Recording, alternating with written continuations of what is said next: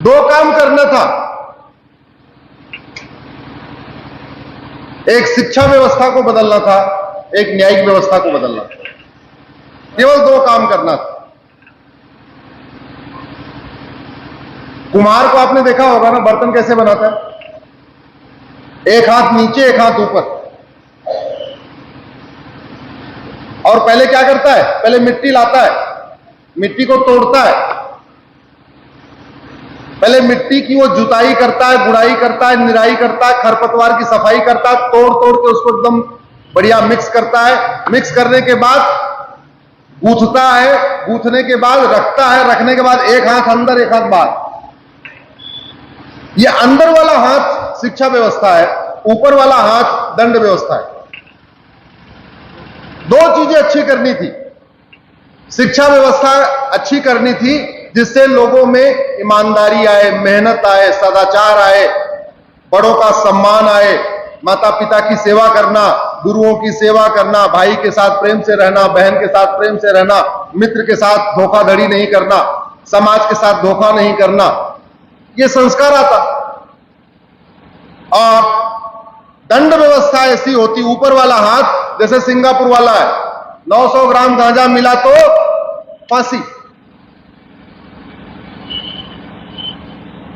दुर्भाग्यवश दोनों पे काम नहीं हुआ और इसका नतीजा आपके सामने है। हमारे ही अपने लूट रहे। एक एक कलेक्टर के पास, एक एक आईएएस के पास 1,000 करोड़ की प्रॉपर्टी निकलती है। एक एक सांसद के पास 5-5 हजार करोड़ की प्रॉपर्टी निकलती है। और ये क्या करते क्या है, खासतौर पे ये आपको जाति की अफीम खिलाते हैं और आप जाति की अफीम खा के मस्त रहते हो।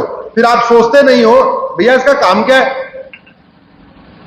मोची को 10 रुपए देते हो जूता सिलने के लिए, अगर मोची ठीक से जूता नहीं सिलता दोबारा बोल के आते हो, अरे भैया हमने तुम्हें 10 रुपए दिया, तुमने जूता कैसे ठीक से नहीं सिला। कपड़ा प्रेस करने वाले को 10 रुपए देते हो, ठीक से कपड़ा नहीं प्रेस किया, उसको टोकते हो जाके, कैसे कपड़ा तुमने प्रेस किया, ठीक ही नहीं हुआ है। तो डॉक्टर साहब को 500 रुपए देते हो, एक बार दवा दिया उन्होंने, अगर बीमारी ठीक नहीं, अगली बार जाके बोलते हो डॉक्टर साहब कैसी दवा दे रहे हो, बीमारी तो ठीक ही नहीं हो रही है। ट्यूशन पढ़ाने वाले को 2000 रुपए देते हो, बच्चे का नंबर कम आता है उसको टोकते हो, साहब कैसा ट्यूशन पढ़ा रहे हो, बच्चा तो फर्स्ट आ ही नहीं रहा। हम इतने सेल्फिश हो गए हैं, इतने स्वार्थी हो गए हैं, जहां हमारा पर्सनल काम है, पर्सनल इंटरेस्ट है, वहां हमको क्वालिटी चाहिए। मोची की जाति नहीं देखते, मोची अच्छा चाहिए। दर्जी की जाति नहीं देखते, दर्जी अच्छा चाहिए, बढ़िया कपड़ा फिटिंग देने वाला। धोबी की जाति नहीं देखते, बढ़िया कपड़ा धोने वाला चाहिए। टीचर की जाति नहीं देखते, ऐसा हो बढ़िया पढ़ाए। ड्राइवर की जाति नहीं देखते, ऐसा हो जो बढ़िया गाड़ी चलाए।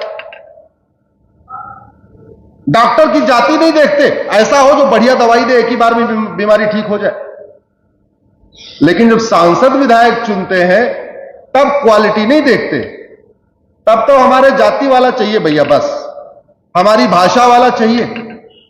अरे जिससे देश चलवाना है, कानून बनवाना है, अल्टीमेटली जैसे डॉक्टर का काम दवाई देना है, ड्राइवर का काम गाड़ी चलाना है, धोबी का काम कपड़ा धोना है, नाई का काम बाल बनाना है, सांसद विधायक का काम क्या है, फीता काटना है क्या? जोर से बोलिए जरा, फीता काटना है क्या? सांसद विधायक का काम है कानून बनाना। संविधान में उनको लॉ मेकर कहा गया। जैसे फिल्म मेकर का काम है अच्छी फिल्म बनाना, ऐसे लॉ मेकर का काम क्या है, अच्छा। और आज तक कानून बनाया नहीं और हम सब लोग सड़ रहे, हम सारे परेशान हैं।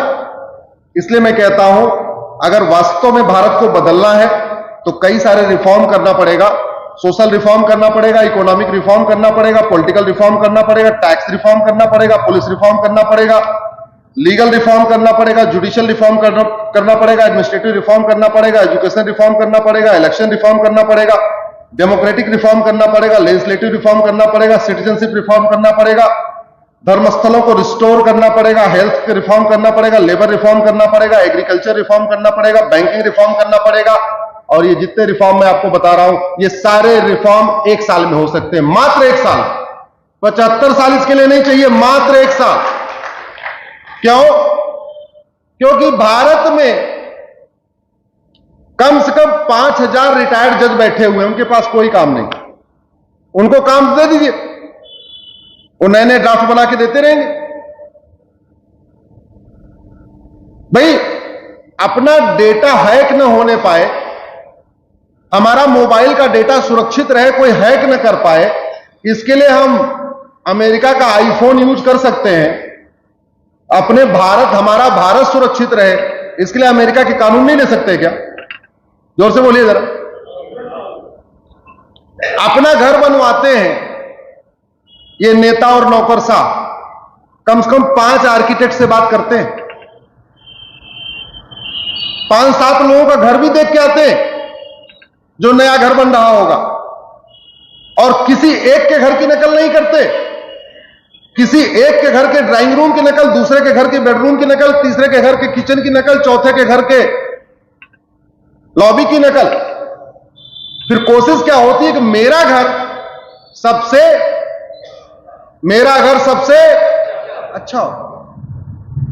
लेकिन यही लोग जब कानून बनाने चलते हैं, तब नहीं देखते सिंगापुर में क्या चल रहा है, जापान में क्या चल रहा है, अमेरिका में क्या चल रहा है, फ्रांस में क्या चल रहा है, जर्मनी में क्या चल रहा है, चीन में क्या चल रहा है। अपना जहां घर देखना, अपने लिए छोटा सा भी कोई सामान खरीदना है तो 5 दुकान पे जा जाके देखेंगे, 5 दुकान पे रेट लेंगे, 5 दुकान पे क्वालिटी चेक करेंगे, तब एक दुकान से उठाएंगे। लेकिन जब देश के लिए कानून बनाना होता है, तब जाके 5 देशों का कानून नहीं देखेंगे भाई कहां क्या चल रहा है। अगर हमारे घर में बार बार बिजली जा रही है, बगल वाले घर में बिजली नहीं जा रही है, तो हम जाके पूछते हैं कि नहीं पूछते, भाई आपने कैसी वायरिंग कराई है, आपके घर में बिजली नहीं जा रही, हमारे घर में तो बार बार जा रही है। तो हमारे घर में अगर इतना करप्शन है, सिंगापुर में नहीं है, तो हमें सिंगापुर जाके पूछना चाहिए कि नहीं पूछना, भैया तुमने ऐसा कौन सा कानून बना दिया, तुम्हारे यहां करप्शन ही नहीं है। अगर दुबई में चोरी लूट झपटमारी नहीं है, दुबई में छोटा सा देश, 50 साल पहले जंगल था, रेगिस्तान था, कुछ था ही नहीं वहां पर, उसने कठोर दंड व्यवस्था बनाई। आज देख लीजिए दुबई लोग घूमने जा रहे हैं। 50 साल पहले सिंगापुर कुछ नहीं था, अच्छी शिक्षा व्यवस्था बनाया, कठोर दंड व्यवस्था बनाई है, सिंगापुर हो गया। अनफॉर्चुनेटली हमने उस पर काम नहीं किया। इसलिए मैं कहता हूं कि भारत में अगर वास्तव में आपको संविधान की भावना के अनुसार काम करना है, तो जो लोग संविधान की शपथ लेते हैं, कहते हैं मैं ईश्वर की शपथ लेता हूं, शपथ लेने वाले सांसद, विधायक, मंत्री और जज, हाईकोर्ट के जज, सुप्रीम कोर्ट के जज, ये उनकी ड्यूटी है। अगर हमारे देश में 5 करोड़ केस पेंडिंग पड़े हुए और बढ़ते जा रहे हैं, तो सुप्रीम कोर्ट के जजों की ये ड्यूटी है कि वो सिंगापुर के कोर्ट का प्रोसीजर देखें, अमेरिका की कोर्ट का प्रोसीजर देखें, बाकी के देखें, और देखें कि वहां पे 2 दिन, 2 डेट, 3 डेट में कैसे सुनवाई हो जाती है। यहां 75 साल, यहां 10 साल 20 साल मुकदमा क्यों चलता है। मेरे साथ दर्शन करने गए थे मामा जी, हम भी इनको मामे आज से कहने लग गए। मामा जी बता रहे हैं इनका 77 से केस है, 77 से ना, 76 से। अब आप देख लीजिए सामने प्रमाण, 76 से इनका जमीन का केस चल रहा है। डिस्ट्रिक्ट कोर्ट से हाई कोर्ट गए, हाई कोर्ट से फिर डिस्ट्रिक्ट कोर्ट आ गए, अब फिर हाई कोर्ट जाएंगे, और नहीं हुआ तो हमारे पास आएंगे। 76 से 2023 आ गया, भगवान जाने इनका 2040 तक मुकदमा चलेगा, 2050 तक चलेगा, कब तक चलेगा, ये बदल सकता है। एक आदमी का भी सुप्रीम कोर्ट में केस आया था, अपना मकान खाली कराने में उसको 40 साल लग गए, किराए पे दिया था, जितना किराया नहीं मिला उससे ज्यादा वकीलों पे खर्च हो गया, और 40 साल मुकदमा लड़ा उसने। अगर दंड व्यवस्था अच्छी हो जाए, जुडिशियल सिस्टम अच्छा हो जाए, जस्टिस विद इन ईयर हो जाए, जस्टिस विद इन ईयर का मतलब 1 घंटे के अंदर FIR, 1 महीने के अंदर जांच और 1 साल में फैसला। इसको कहते हैं जस्टिस विद इन ईयर। अगर जस्टिस विद इन ईयर हो जाए तो मैं गारंटी के साथ कहता हूं घूसखोरी भी कम होगी, जमाखोरी भी कम होगी, मिलावटखोरी भी कम होगी, कालाबाजारी भी कम होगी, नशा तस्करी भी कम होगी, मानव तस्करी भी कम होगी, सोना तस्करी भी कम होगी, अलगाववाद भी कम होगा, कट्टरवाद भी कम होगा, जिहाद भी कम होगा, मजहबी उन्माद कम होगा, सड़क के किनारे अवैध निर्माण भी कम होगा, घुसपैठ भी कम होगी, धर्मांतरण भी कम होगा। और जस्टिस विद इन ईयर लागू करने के लिए कोई रॉकेट साइंस नहीं करना है, केवल कानूनों को बदलना है। इसलिए मैं कहता हूं कि अगर वास्तव में राम राज्य स्थापित करना है भारत में तो टैक्स चार्टर लागू करना पड़ेगा, पुलिस चार्टर लागू करना पड़ेगा, जुडिशियल चार्टर लागू करना पड़ेगा, एडमिनिस्ट्रेटिव चार्टर लागू करना पड़ेगा, एजुकेशन चार्टर लागू करना पड़ेगा, इलेक्शन चार्टर लागू करना पड़ेगा, सिटीजन चार्टर लागू करना पड़ेगा। और यह सारा काम मात्र 1 साल में हो सकता है। कितने साल में? यानी भारत की 80% समस्याओं का समाधान 1 साल में हो सकता है, उसमें कोई लागत नहीं आएगी। सबसे पहले हमें वापस अपने फिर से अपनी गुरुकुल शिक्षा व्यवस्था पे जाना पड़ेगा, अपनी वैदिक शिक्षा व्यवस्था पे जाना पड़ेगा। तभी वास्तव में भारत में शांति आएगी, समृद्धि आएगी, खुशहाली आएगी। सबसे पहले हमें अपने उस संस्कार व्यवस्था को लागू करना पड़ेगा। पहले हमारे यहां 40 संस्कार होते थे, 40 से घट के 25 हुए और 25 से घट के 16 हो गए। जो वर्तमान समय में, जिसको महर्षि दयानंद जी ने किताब भी लिखी है 16 संस्कार। अगर जो लोग यहां पे आर्य समाज का कहीं मंदिर होगा, ऑफिस होगा, तो आपको वो किताब मिलेगी। इतनी बढ़िया व्यवस्था है।